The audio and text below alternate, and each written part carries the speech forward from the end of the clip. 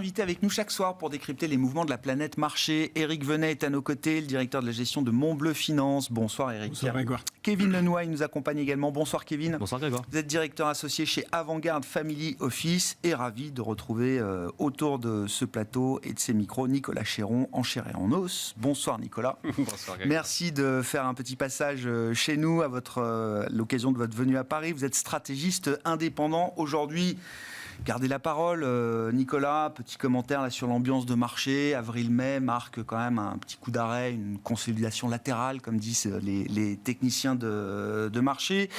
Est-ce que ça nous amène sur une pente forcément glissante pour ceux qui s'en inquiéteraient, ou est-ce que c'est simplement le signe d'une respiration avec peut-être un petit manque de catalyseur à court terme aujourd'hui ? Oui, je pense que c'est cela, c'est un manque de catalyseur. Pour l'instant, un attentisme exacerbé aussi avant notamment la décision de la BCE, évidemment. Des belles performances depuis le début de l'année sur toutes les classes d'actifs. Entre janvier et mars, on a eu une envolée de plus 15% sur le Nasdaq. Qui caracole encore sur ses records historiques tirés par Nvidia. Mais quand on regarde sinon les autres actifs, on a l'or qui fait du surplace depuis 3 mois à peu près, après avoir atteint des records historiques autour de 2400 $ l'once. Le Bitcoin qui se stabilise autour des 70 000 $, même chose, attentiste sous ses records historiques, mais tout de même bien soutenu. Le CAC 40 qui fait du surplace depuis 3 mois, qui se cherche. Voilà, on cherche quoi dire pour expliquer en fait ce qu'il se passe. Je pense que les investisseurs sont dans le marché, sont confiants, sont attentistes. On a la période estivale devant nous. Une période estivale, ça peut être une période de moindre liquidité, potentiellement de trou d'air. Mais pour ce qui est de parler de retournement, de cassure, de mauvaises nouvelles, on n'y est pas pour le moment. Donc on l'évite. Ah ouais. Est-ce qu'il y a des choses qui ont changé ? Je pense notamment au fait qu'on voit le rebond et le réveil des small caps, particulièrement en Europe. Peut-être que de ce point de vue-là, la situation américaine est différente de la situation européenne. Et que nous dit un peu ce signal de rattrapage de toute cette partie de la cote moyenne et petite capitalisation qui a été longtemps en sous-performance ? Il y a eu une sous-performance effectivement assez énorme de par un désintérêt des small caps. Il y a eu énormément de flux vers la gestion passive qui sont allés dans la tech et dans les grosses capitalisations. Il y a eu un désintérêt des gérants. Il y a eu des sorties de capitaux aussi chez de nombreux gérants qui sont spécialisés sur les small caps françaises et européennes.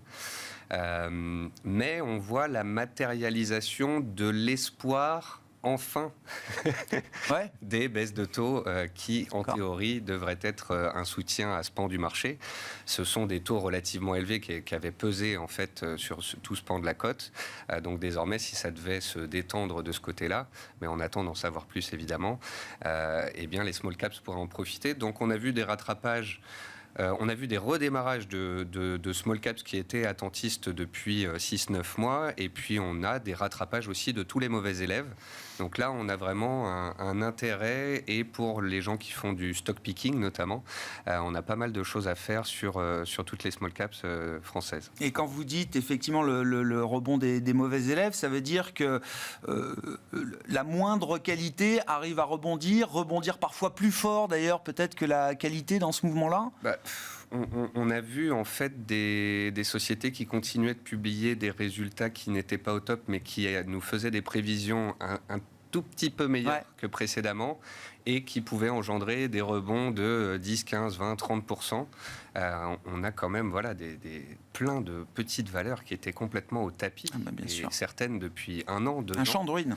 Je pense qu'il y a d'une part les gérants, d'autre part les particuliers. Il y a moins de choses à faire en fait sur d'autres actifs. Pour ceux qui cherchent de la volatilité, en fait, et qui s'ennuient sur les cryptos, chose qui est relativement rare. Je pense qu'en ce moment, ils sont allés typiquement sur les small caps, qui avant d'ailleurs étaient le foyer de volatilité des marchés actions. Bon, Eric, donc tous sur les small caps ? En fait, Nicolas vient de le dire, c'est-à-dire qu'en fait, pas mal d'actifs sont hauts déjà, et donc le marché des mid et des small, c'est the place to be. Enfin, pour l'instant, il n'y a plus que celui-là où on peut trouver de la volatilité, et donc de la performance. Néanmoins, ça reste quand même déjà... Les flux ne sont pas forcément excessifs. Pour l'instant, il y a un intérêt, avec des rattrapages sur des types qui avaient été complètement massacrés, mais... pour l'instant, ça reste juste Bon, on peut le justifier parce que, effectivement, on va entériner une baisse des taux, donc on peut justifier macroéconomiquement parlant, mais il n'y a pas encore un intérêt puissant. C'est juste un premier rattrapage. étage. Oui, c'est une D'accord. première étape. Oui, oui. Et je pense Ça reste tactique Oui, pour l'instant, oui. et pas encore complètement stratégique. Bah, qu'est-ce qu'il faudrait ? Il faudrait simplement que, justement, on atteste une baisse des taux régulière, en fait. Et donc, pour pouvoir dire, les conditions financières s'allègent et on va pouvoir prendre davantage de risques et puis les entreprises lever davantage de capitaux puisqu'on y aura un peu plus d'appétit. Et c'est ça dont ont souffert, enfin, pas la plupart, mais beaucoup de petites entreprises. Donc, pour le justifier économiquement, il nous faudrait, enfin, économiquement, il faudrait qu'on ait une baisse des taux régulière annoncée par les banquiers centraux. Et la BCE ne nous offrira pas cette visibilité demain. Non, je crois pas. Trop tôt. Pour moi, elle va acter le processus de désinflation pour mettre tout le monde d'accord et puis pour éviter de penser qu'on pourra encore remonter. Et du coup, c'est le point de départ obligé. Il fallait absolument là pour qu'on ait une reprise du marché des mid et des small. Au fur et à mesure que dans le marché, on se persuadera que c'est effectivement un nouveau cycle qui démarre. Je comprends. Parce que je ne suis pas encore bien. Vous n'êtes pas encore sûr de ça. Pour moi, elle accompagne pour l'instant. C'est pas encore non plus très très puissant. Et quand on se persuadera de ça, alors effectivement, on aura un rattrapage massif parce qu'il y a un retard considérable sur ce marché-là.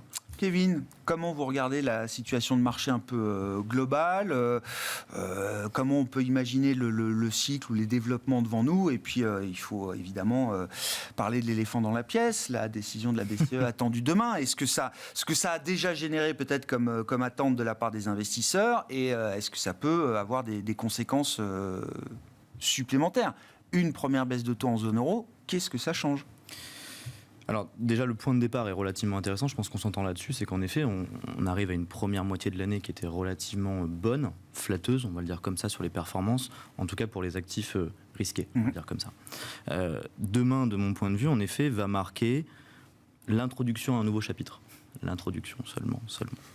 On va a priori, en effet, je pense que c'est consensuel, prendre acte d'un pivot réel avec évidemment une baisse des taux de la BCE.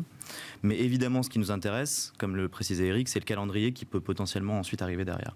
Et c'est ça éminemment qui va nous intéresser dessus, parce que la baisse des taux en tant que telle, on a l'introduction, a priori on connaît tous la musique, mais on n'a pas la partition complète. Et c'est vraiment ce qui va nous manquer demain. La baisse des taux, globalement, je pense qu'on fera tous nos choux gras ou nos articles de publication à nos clients dessus. La réalité des choses, c'est que c'est l'ensemble de la conférence qui va nous intéresser. Est-ce qu'on a demain un calendrier qui nous est non pas posé, mais qui en tout cas commence à être introduit pour un cycle accommodant. Et ça, c'est beaucoup moins certain. Donc demain, de mon point de vue, porte encore beaucoup d'incertitudes. Je le crois ainsi. On a aujourd'hui des investisseurs qui se retrouvent globalement à la confluence de beaucoup d'hypothèses. On va les tester justement beaucoup d'hypothèses. Les hypothèses macro évidemment sont testées en termes d'inflation, bien entendu, en termes de croissance. Et en plus de ça, on quitte un scénario qu'on a revu sans cesse depuis le mois de décembre. On arrive enfin à un premier élément de réponse. Et cet élément de réponse, il est fondamental. Donc la baisse des taux, encore une fois, n'est pas un événement de mon point de vue, mais la conférence pourrait vraiment acter quelque chose de beaucoup plus important. Demain, on ne rentre a priori absolument pas dans un cycle accommodant. On est encore très loin, non seulement du taux neutre, ça c'est évident, mais bien plus que ça, d'une vraie projection sur les baisses. Mais potentiellement, d'ici quelques mois, je pense qu'on pourra revenir en arrière et se dire que oui, le 6 juin, on a pris une certaine forme de pivot important sur les marchés financiers. La Banque du Canada baisse ses taux aujourd'hui exactement sur cet argument. On accompagne, on constate la désinflation, ils sont passés de 9 à 3 comme tout le monde, etc. On constate ce mouvement de désinflation, on sanctionne par une première baisse de taux. Il y en aura peut-être d'autres au fur et à mesure que la désinflation pourra se Le signal est nécessaire. Mais aucune banque centrale à ce stade ne parle d'un réglage de politique qui deviendrait accommodant. Absolument pas. Absolument pas. À la BCE, on est bien clair là-dessus. Quelques baisses de taux, ça enlèvera juste un peu du degré de restriction monétaire qu'on a infligé aujourd'hui aux économies. Quelques baisses de taux et non pas d'une seule, absolument. Donc de ce point de vue-là, on est. Je pars du principe que jamais un sans deux. Enfin, je veux dire, on peut pas en faire une première si on n'a pas en tête quand même qu'on puisse en faire une deuxième, voire une troisième, etc. Mais la question étant jusqu'où et à quelle vitesse on y va, quoi. Absolument. Donc de ce point de vue-là, on a beaucoup d'attentes. On n'aura sûrement pas les réponses demain. Je m'entends tout à fait avec Eric. On entend quand même aujourd'hui, on attend des sujets de vocabulaire, enfin des mots globalement qui pourraient être posés, qui pourraient malgré tout nous indiquer, j'allais dire, allez, c'est une baisse au quiche pour rebondir sur la sur la retenue, quoi. Sur la retenue, d'accord. Exactement. Ok. En restant sur la retenue. Mais c'est le signe aussi quand même que les banques centrales ont gagné en confiance dans ce processus de désinflation, dans les projections qu'elles peuvent faire aussi, même à court terme, de l'inflation. Ça a été un gros sujet quand même, la fiabilité des modèles de prévision, etc. Chapeau pour l'instant. Depuis quelques mois, visiblement, la BCE est bien plus à l'aise avec son modèle de prévision qui vise plutôt à beaucoup plus juste, en tout cas, que sur la période 2022-2023. Ouais. Alors un élément qui pourrait peut-être changer la donne, c'est de montrer au marché que la BCE se soucie un peu plus de la croissance. Ce qui voudrait signifier également que si jamais on a un léger rebond de l'inflation, ça la démarque et que ça ne l'empêcherait pas de poursuivre son cycle. Donc sans le dire, en fait. Donc globalement, si je dis, on a bien noté que l'Europe repart, on ne voudrait pas qu'elle ça fasse pchit. Ça fasse pchit, voilà. Oui. On va accompagner ça. Donc, déjà, c'est une façon de se dire, je ne suis pas hyper dépendant de ma prochaine statistique d'inflation si jamais il y a un 0,1 au lieu de... Voilà. Oui.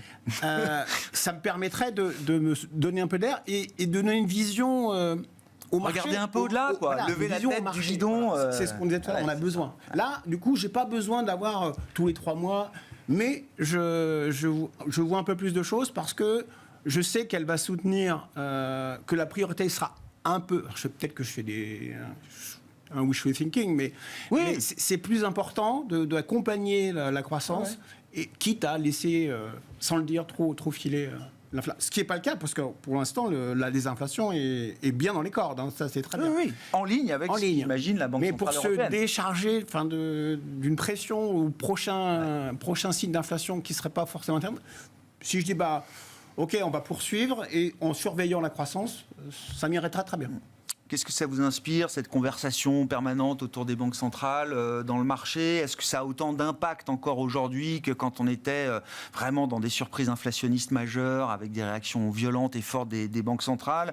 Est-ce que c'est un peu plus balisé ? Est-ce que ça reste un sujet pour les obligataires et un peu moins concernant, j'allais dire, pour d'autres types d'investisseurs ? Nicolas ? Ça peut engendrer un peu de volatilité à court terme. Demain, je pense qu'on va tous faire une étude de dialectique, en fait. On va aller chercher des adjectifs pour voir s'il y a une modification de la stratégie. Je pense surtout qu'ils vont acter la réussite de leur lecture et de leur stratégie au niveau de l'inflation. Donc, et puis, la BCE sera très heureuse de baisser les taux avant la Fed. C'est clair. Et donc, après beaucoup d'hésitation, je pense que oui, ils pourront être contents effectivement de pouvoir le faire à ce moment-là. Ouais. On a une croissance qui repart un petit peu. Bon, après, si on fait le bilan depuis 2019, on a 3% de croissance du PIB, là où les États-Unis ont fait 10%. Mais bon. Mais comme dit Eric, d'où l'idée qu'elle soit peut-être un peu plus attentive ou bienveillante vis-à-vis de l'histoire de croissance qui bienveillante devant nous. Quoi. Puis elle a une fenêtre de tir qui est plus agréable en quelque sorte, parce qu'il n'y a pas les élections américaines en ligne de mire. Donc elle a un peu plus les mains libres. Elle va pouvoir suivre la croissance, effectivement, je suis complètement d'accord avec vous. Et il n'est pas dit que on n'est pas encore possiblement 1 ou 2 baisses de taux d'ici la fin de l'année par la suite. Mais encore une fois, je te rejoins, c'est pas demain qu'on va avoir un calendrier, une cible d'inflation et des choses comme ça. On va un peu rester sur notre faim, je pense. Oui, le Conseil des gouverneurs reste très divisé à ce stade sur effectivement la visibilité qu'on pourra offrir aux investisseurs à l'issue de cette première baisse de taux. Absolument. Et déjà, de rajouter de la croissance, entre guillemets, à la feuille de route, serait déjà un pas en avant qui n'est pas négligeable. Donc c'est déjà une attente qui me paraît élevée, que je demande à voir se délivrer. Par contre, ce que cela dit, c'est qu'on est en train d'ergoter, en effet, depuis 10 minutes sur une baisse des taux. Ça rejoint aussi ce que disait Nicolas, sur les catalyseurs qui nous manquent aujourd'hui. C'est-à-dire qu'aujourd'hui, si on se focus là-dessus, c'est qu'on est arrivé au bout d'un grand nombre d'hypothèses qui viendraient soutenir les marchés ou nous permettre d'aller un peu plus loin. Parce qu'on va évidemment arriver au sujet qui fâche, à savoir ceux de certaines valorisations. On peut évidemment commencer par les small et mid, donc on va se rassurer sur le niveau des valorisations. Dès lors qu'on regarde les niveaux equity indiciels large cap, non pas on se fait peur, c'est pas le sujet, mais on arrive sur des niveaux qui asymptotent, voire on quitte parfois le champ statistique, vous savez, les plus 1, 2 écart type. Quand on regarde aujourd'hui les niveaux S&P, les niveaux CAC, en termes de valorisation, on a besoin aujourd'hui d'avoir du gaz, si je peux me permettre l'expression. Donc et de ce point de vue-là, est-ce qu'on peut faire un lien direct entre petite reprise du cycle en zone euro, accompagnée par la BCE, et un momentum bénéficiaire des entreprises qui pourraient gagner un peu en traction au fur et à mesure des prochains trimestres ? On va avoir besoin de retrouver ce répondant-là. N'oublions pas qu'au premier semestre, on peut sembler l'oublier, mais on a eu un répondant de la micro face à la macro, on a eu un épuisement macro, et finalement on avait des publications qui étaient de très bonne alloi. Aujourd'hui, on remet la macro sur le devant parce que c'est plaisant et ça nous donne en fait le momentum, mais en réalité, il nous faut de la publication maintenant pour aller plus loin. Donc on va en effet remettre cela sur l'établi. Et encore une fois, on en a surtout besoin en termes de valorisation, parce que quand on prend nos ratios à brûle pour point, il nous manque des points de croissance encore, donc de la reprise macro certes, mais des résultats bénéficiaires pour aller beaucoup plus loin. Oui, on n'achète pas au son du canon là, quoi. Absolument pas, je ne le crois pas. Et on pourrait même remettre cela d'ailleurs sur l'établi des small et mid, parce que en réalité aujourd'hui même sur les small et mid cap, il ne faudrait pas oublier qu'on sort également d'un champ de ruine, c'était parfaitement dit, mais un champ de ruine aussi parce qu'on était en récession bénéficiaire sur l'année dernière. Donc en réalité, on a aussi un décalage de cycle de leur côté. Et donc de ce point de vue-là, il ne faudrait pas qu'on aille se confronter maintenant sur les larges à une asymptote aussi de croissance, parce que si on se retrouve avec certes de la macro qui s'améliore sur les taux, mais des niveaux de valorisation qui ne sont pas suivis de rattrapage bénéficiaire, on connaît éventuellement la suite de l'histoire. À propos de valorisation, Nicolas, je vous laisse commenter bien sûr, mais il faut absolument qu'on parle de la tech, puisque on voit bien que Nvidia, je veux dire que les taux soient 4,5, 4,60, 4, Nvidia vit sa vie un peu en dehors de cette conversation autour des banques centrales. Et donc derrière Nvidia, c'est quand même aussi le segment technologique, le Nasdaq et même la tech en Europe, qui fait bien quand même depuis le début de l'année. Est-ce que les moteurs propres à la tech sont toujours là ? Les vents porteurs, le thème de l'IA. Est-ce qu'on peut analyser la valorisation de ce secteur sans s'effrayer et en restant à peu près rationnel par rapport à ce qu'on peut imaginer ? Ou est-ce qu'il y a déjà des signaux qui doivent nous mettre un peu sur la défensive ? Il y a quelques petits signaux qui commencent à s'allumer dans le sens où on bat certains records, où on se retrouve dans des ratios qui parfois peuvent paraître un peu délirants. Quand on regarde le poids du top 10 dans le S&P 500 ou dans le Nasdaq, on voit qu'on est sur des ratios qu'on n'a pas vus depuis 20 ans, 30 ans. Et c'est jamais des choses qui ont été soutenables en fait. On avait les Magnificent 7, puis les Magnificent 5, puis 3, puis maintenant on est dans le 1. Nvidia tire tout. C'est le S&P 1. Oui. En fait, le S&P, il y a la moitié de la performance de cette année qui est due à 4-5 valeurs. C'est ça. S'il n'y a pas ça, on est relativement flat. Sur le Russell, on est complètement flat sur un an. On n'a pas bougé.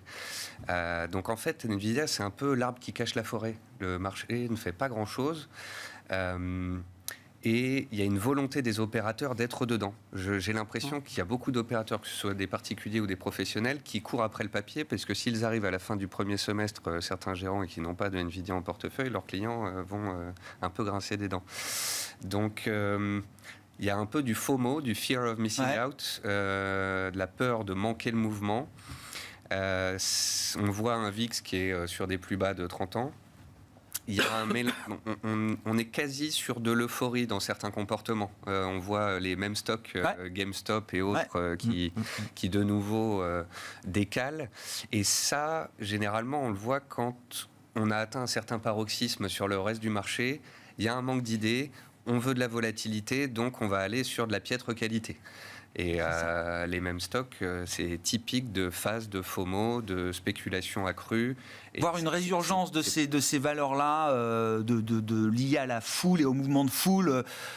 À ce moment-là, vous dites, c'est forcément un petit warning. Même si ça a duré beaucoup moins longtemps qu'en 2021, mais c'est pas qualitatif. C'est pas qualitatif et on le voit également sur les réseaux. Voilà, des gens qui disent, de toute façon, Nvidia. Et ça, c'est l'apanage du marché américain, ou est-ce qu'on retrouve ces comportements et ces phénomènes en Europe? Ou est-ce que, la situation du marché action en Europe, avec ce qu'on a dit de l'élargissement au mid, au small, etc., est-ce qu'il y a un niveau d'un marché plus sain en Europe que ce qu'on observe aux États-Unis ou... Il n'y a pas cette exubérance, en fait, cette volatilité, ce type de valeur. On n'a pas d'équivalent il n'y a que de la tech américaine.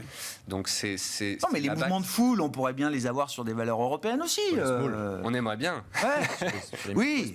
Je retrouve un certain flux aujourd'hui qui pourrait... on n'est pas dans de l'excès absolu, je te rends ensuite la parole, mais sans être dans de l'excès absolu, le retour du flux, il peut quand même prêter à confusion, puisqu'encore une fois, il n'y a pas de vraie amélioration, comme tu disais, en introduction, de justification fondamentale aujourd'hui, en tout cas sur l'ensemble des titres.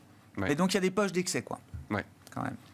Bon, sur la tech, je ne sais pas comment vous regardez ça, Eric, à ce stade, parce que forcément c'est une question. On surveille ça comme le lait sur le feu, parce que on comprend tous l'enthousiasme, et puis on a quand même tous en tête un peu aussi l'histoire des excès de marché. Donc c'est en dehors de tout ce qu'on vient de dire, c'est-à-dire avant la discussion avec Nvidia, tous les paraphrases sur la baisse de taux, tout ça, c'est l'ensemble des marchés financiers, on peut dire. Et là, il y a le phénomène intelligence artificielle, Nvidia. Alors, qu'est-ce qui se passe? C'est que vous avez des très très très grosses entreprises américaines qui achètent des puces de Nvidia parce qu'il leur faut et ça leur coûte une blinde. Oui. Après, à un moment donné, il faudra bien se poser la question, mais qu'est-ce que ça va me rapporter en face, en fait, hein? Pour l'instant, ça fait des beaux joujoux. Enfin, encore une fois, je ne suis pas un spécialiste, mais vu de loin, c'est OK. Mais à un moment donné, quelqu'un va se dire... Bon, tu as dépensé X dizaines milliards... 50 milliards d'achats de GPU Nvidia. Et... Voilà. Et c'est quand le retour sur investissement? Alors on peut dire, oui, c'est un investissement en futur, mais on a vu la même chose sur Meta. Alors, mais est-ce que c'est le moment de se poser la question de la rentabilité? On l'a fait hier, mais est-ce que le marché peut ou va s'inquiéter là, maintenant, de la rentabilité de l'IA, alors que ça fait 1 an que le thème est en place, qu'on déploie, alors effectivement, des GPU un peu partout dans tous les data centers disponibles. Mais, oui, donc je ne sais pas si ça va s'arrêter maintenant, mais j'ai l'impression quand même que tout est déjà dans... Ouais. Et que la première phase de l'IA était bien intégrée. Si on devait avoir un accident de marché, voilà. D'accord. Ça viendrait de là. C'est-à-dire que pour une raison dont je ne sais pas, on se pose une question ou un concurrent. Enfin, encore une fois, je ne suis pas assez spécialiste de la techno mais comme on est complètement hors marché. Ça veut dire dans la gestion, qu'est-ce que ça veut dire, Eric? Ça veut dire qu'il faut être prudent. Bien sûr. Faut pas... Oui, toujours. La question, c'est de dire que mais si mon client il veut du Nvidia, je lui en mets. Sinon, moi, je ne peux pas. Moi, je peux pas. D'accord, ok. Moi, je peux pas. Donc, parce que c'est en dehors de... Rentrer sur du Nvidia aujourd'hui, c'est trop compliqué. Non. Alors, c'est que certains l'ont fait. Ils ont pris 30% en une semaine, ok, waouh. Qu'on peut reperdre Nicolas? en une semaine aussi. Oui, génial, mais bon... C'est un titre qui est extrêmement volatile. Oui. Ça fait un moment qu'on n'a pas vu moins 30 sur Nvidia quand même. Il y a 3 mois, elle était passée de 1000 à pratiquement 750, donc 25% à peu près. Mais sur SMCI également, il y a des mouvements qui sont extrêmement volatiles et spéculatifs.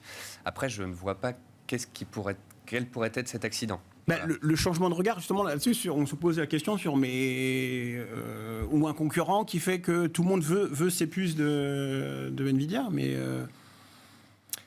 Il y a des baisses de prix possiblement qui pourraient se mettre en place en Chine parce qu'on a Huawei qui fait de la concurrence, il y a AMD qui court après Nvidia et qui a un retard technologique et qui essaye de revenir sur le marché et de grignoter des parts de marché. Après, est-ce que c'est de nature à déstabiliser Nvidia et l'ensemble de ce pan de marché? Je ne sais pas.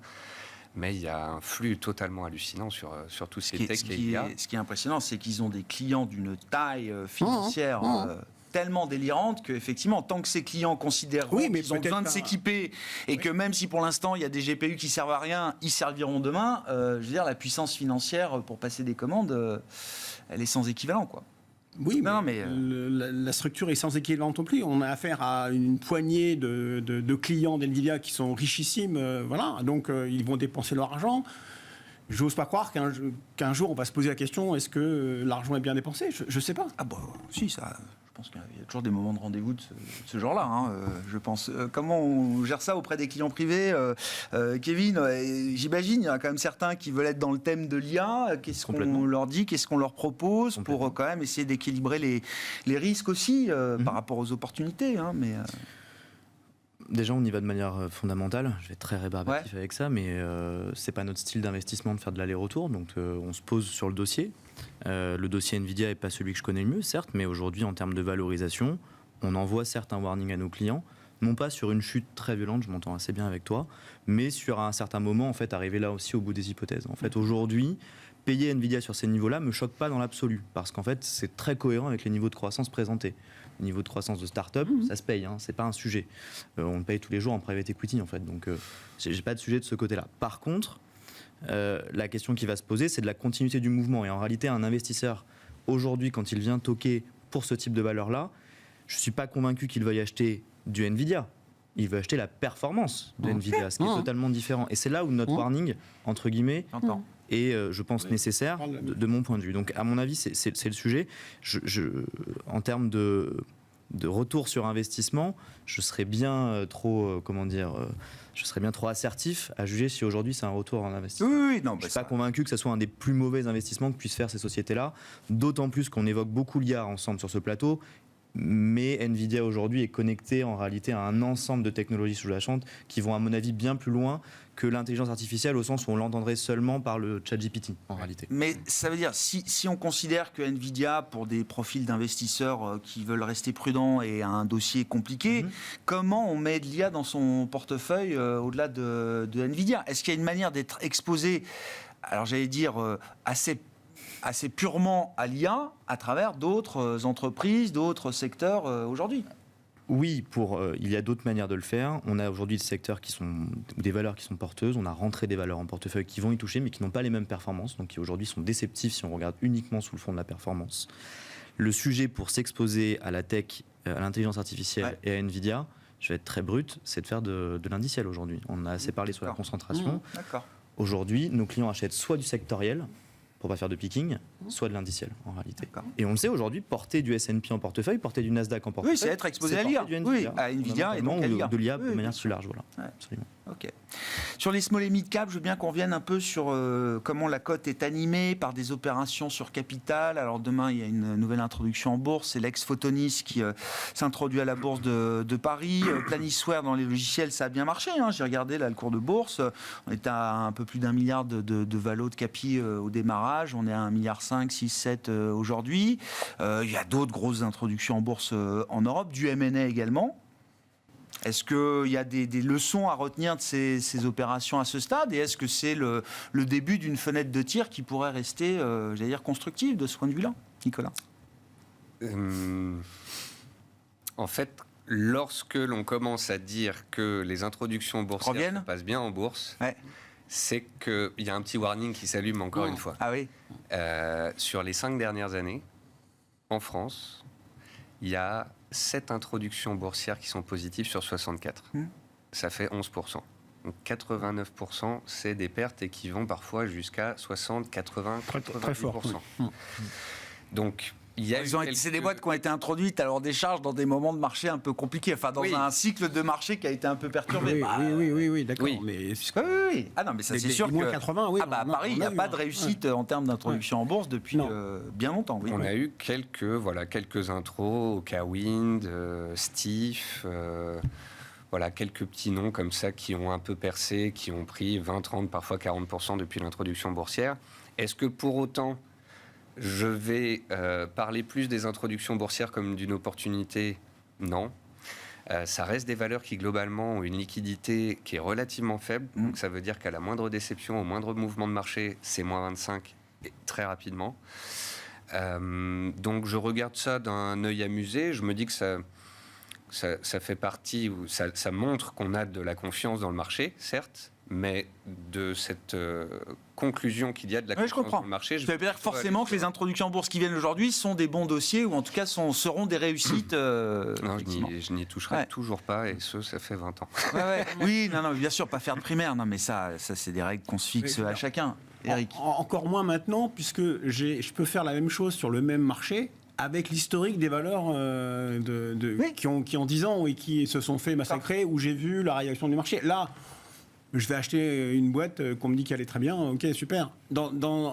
En ordinaire, je veux bien, mais là, on est sur un marché sinistré sur le mid et small. Non, mais ma question n'était pas de savoir s'il fallait aller au primaire sur ExoSense, enfin Photonis, l'ex-Photonis. C'est la même question. Non, ma question c'est de savoir qu'est-ce que ça nous dit du marché. Photonis, c'est dans la défense, Planisware, c'est dans les logiciels. Quand on regarde d'où viennent ces boîtes, dans quel secteur, Ça nous dit quelque chose? J'en sais rien, moi. C'est la question que je pose, oui. Et je mets ça avec les opérations sur capital. Il y a beaucoup d'augmentation de capital, ça se passe bien visiblement. Il y a du M&A qui anime la cote. Moi, j'appelle ça de l'animation de la cote, quoi. Donc, oui, je sais pas ce que ça peut dire. Je disais tout à l'heure que le private equity voulait peut-être sortir. Il y a une Ah recherche bah là, oui, sur Photonis, oui, sur Photonis, oui, c'est une sortie, oui, c'est une sortie, oui, oui. Je rappelle que le dossier, enfin, il y avait un veto du gouvernement parce qu'à un moment, les Américains voulaient racheter donc l'ex-Photonis. On est dans de l'optique pour la défense, etc. Bon, à part le fonds donc HDL de Jean-Bernard Lafonta, à l'époque, il n'y a pas beaucoup d'investisseurs français et européens qui se précipitaient pour investir dans la pépite Photonis. Hein, donc, Non, mais effectivement, il y a un fonds qui a fait le job. D'où Quoi. ce point-là. Ouais. Et aujourd'hui, il y a Ouais. une recherche de liquidité sûrement. On pourrait faire sûrement une émission complète là-dessus, mais c'est sûrement à mettre au regard aussi Et à l'inverse, d'un intérêt pour le marché également oui. côté. Hein, et à des l'inverse, retraits le top. private equity estime qu'il y a des belles opportunités dans les small et mid cap Oui, aujourd'hui. en hein. private. Ouais. Et au contraire, Ah bah. on a le flanc private et le flanc de la sortie de cote au bout. Et aujourd'hui, sur le marché coté, Oui. se posera un jour la D'accord. question justement de l'avenir du marché coté pour certains. De ce qui restera, quoi. Bien sûr. Oui, oui. Non, mais j'ai toujours, c'est ce que je dis, j'ai toujours ce double sentiment quand j'ai vu Neoen, par exemple, sortir au bout de seulement 6 ans d'histoire boursière, alors à un prix exceptionnel, à des multiples exceptionnels, 18 fois les l'EBITDA, etc. L'opération est magnifique, elle restera dans les annales. Mais c'est vrai que sur le plan boursier, quand je vois qu'il y a des boîtes qui sont cotées depuis 100 ou 150 ans, je me dis que 6 ans, c'est court, quoi. Deux histoires différentes. C'est pardon, très dommage. Nicolas. C'est que... Bah, ça dépend pour qui. oui, pour nous, investisseurs... Quand on cherche des idées, effectivement, dans les small limits, ça en fait une de moins, je suis pour nous, d'accord. investisseurs, parce que Les malheureusement... actionnaires de Neoen, ils ont été On bien n'a pas payés. énormément de sociétés qui sont cotées dans le renouvelable, qui sont de qualité en France. On avait Albioma qui était sorti il y a 1 an et demi. Il restait Neoen, il reste Voltalia dans le qui a secteur, ouais. profité. Ouais. Euh, Oui, on en aura peut-être d'autres, hein, à travers les introductions en bourse, je sais oui, pas. mais c'était superbe parce qu'on avait fait tout un cycle là-dessus. On avait eu la vague spéculative en 2020-21 sur tout ce qui était renouvelable, l'éclatement de la bulle avec la hausse des taux et puis les valorisations qui étaient Capacité. devenues un petit peu délirantes. Ensuite, les titres ont stabilisé en 2023. Début 2024, on a eu des gros trous d'air. Moi, c'était une de mes thématiques préférées depuis le début de l'année. Ouais. Parce qu'en fait, quand on soulève le capot des marchés qui ne font que monter, eh bien, on avait comme ça des poches. Bah oui, c'est une ce qu'on poche disait. d'intérêt, Oui. des valeurs qui sont de qualité, où on joue une thématique très long terme et qui en plus allait profiter d'éventuelles baisses de taux. Donc il y avait un rattrapage certain à jouer, voire même un coup à long terme vers des records historiques, etc. Donc moi j'aurais bien aimé pouvoir tenir Neoen en portefeuille jusqu'à 100 € et pas me faire sortir. Ah ouais, à ça 30. pouvait aller à 100 euros. À échéance 5-10 ans, je pense. Ah ouais. Mais On verra. Peut-être que Brookfield les remettra en bourse dans quelques années pour. je sais pas, mais c'est un peu frustrant. Voilà. Mais Et c'est. est-ce que c'est un marqueur du retour de cette thématique quand même des renouvelables là, que vous chassez depuis quelques temps sur le marché, Nicolas? Bah, je pense, oui. Ouais, là, ouais. Parce qu'on a vraiment eu un cycle de A à Z. Là, on a un redémarrage et moi, je trouve que c'est intéressant. On va de toute façon avoir besoin d'énergie et on parlait d'IA il y a quelques instants. Rien que l'IA va nécessiter sûr. en fait, une puissance Bien sûr, énergétique absolument énorme. Ça s'est traduit aussi récemment par la hausse du cuivre, parce qu'on en a besoin pour l'électrification. Est-ce que c'est ce flux-là qui a engendré ça?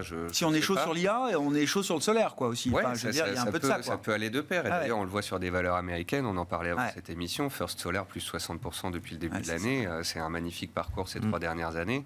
Et c'est des thématiques sur lesquelles on va pouvoir compter dans la décennie à venir. Parce qu'américaine. Alors, Pardon. Kevin, vas-y, Kevin. Parce qu'américaine, c'est-à-dire qu'il ne faut pas oublier, c'est qu'on peut parler des petites et moyennes qui vont sûrement en bénéficier. Sur les majors, on va avoir un vrai sujet, c'est le sujet des surcapacités à un certain moment. Et l'étau européen, et l'Europe se retrouve en plus en étau avec une zone chinoise excédentaire dans sa production et une zone américaine qui va nous redire America First, quel que soit le président élu, a priori en fin d'année. Donc sur le sujet des renouvelables, c'est pareil, c'est une thématique favorite.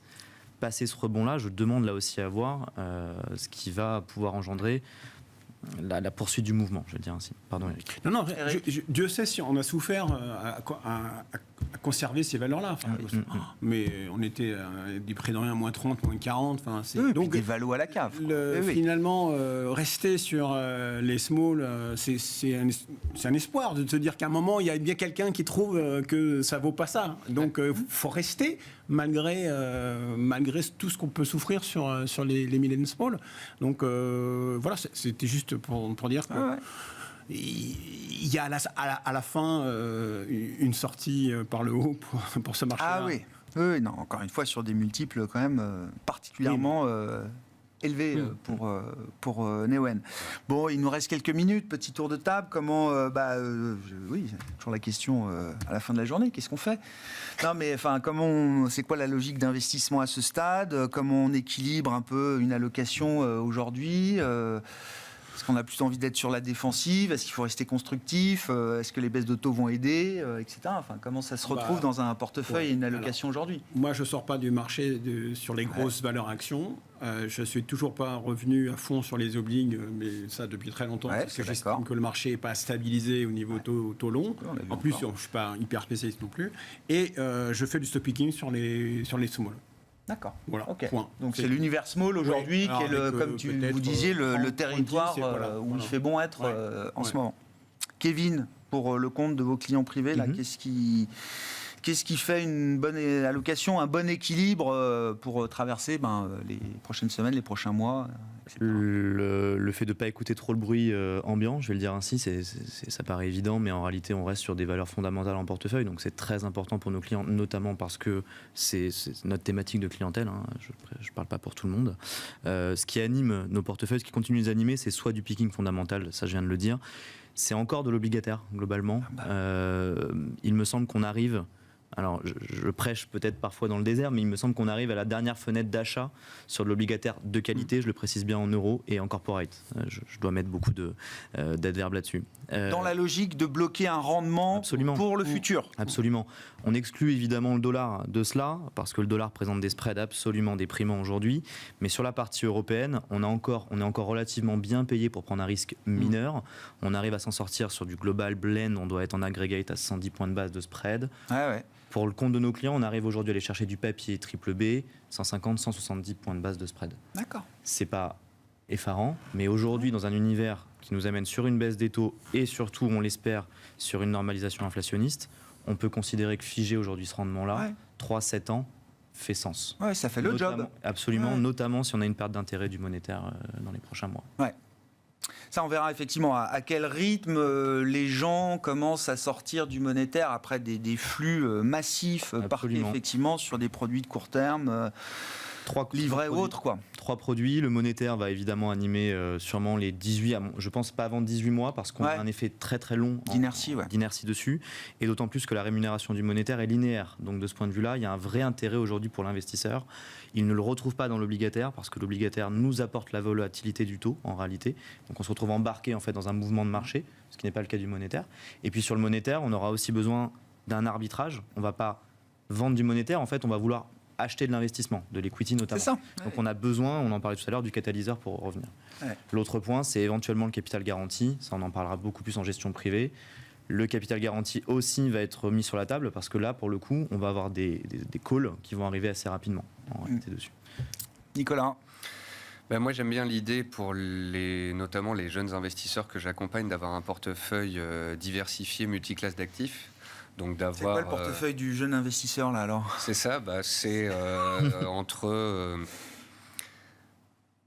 5 et 10% de crypto-monnaie, pour pas non plus avoir trop de volatilité en portefeuille, autour de 15% de métaux précieux. Moi, j'adore l'or et l'argent, et ce depuis des années, donc je continue d'aimer cette thématique, d'autant plus quand on voit en fait les achats de toutes les banques centrales à travers la planète sur l'or. Le signal, à mon avis, de la cassure des 2000-2100 $, des plus hauts historiques, c'est quelque chose de très fort et qui nous ouvre une voie pour, je pense, les années à venir. Un cycle, quoi. Donc d'avoir soit des ETF si on veut faire de la gestion passive simplement, de l'or, des crypto-monnaies. Si on est un peu plus actif, on l'a dit je crois aujourd'hui, de faire un petit peu de stock picking, et puis de garder une petite poche de cash dans l'idée où, sait-on jamais, pendant l'été, alors que tout le monde est à la plage, un joli trou d'air. Le trou d'air. Alors, ça peut arriver pendant l'été, parce que je crois que vous avez manqué de soleil dernièrement. Il faudrait que les gens veuillent en profiter. On a pas mal le même temps. Ou bien même en septembre, avant les élections américaines, puisque quand on regarde la saisonnalité des années d'élections présidentielles, les trous d'air sont relativement nombreux. Ah oui. Ouais. D'accord. Sur septembre-octobre. Bon, eh ben, on suivra ça. Effectivement, bon, la prochaine étape avant l'été, les élections américaines, c'est demain et la décision de la Banque Centrale Européenne. Merci à vous trois d'avoir été les invités de Planète Marché ce soir. Nicolas Chéron, stratégiste indépendant, Kevin Lenoy, directeur associé chez Avantgarde Family Office, et Eric Venet, directeur de la gestion de Montbleu Finance.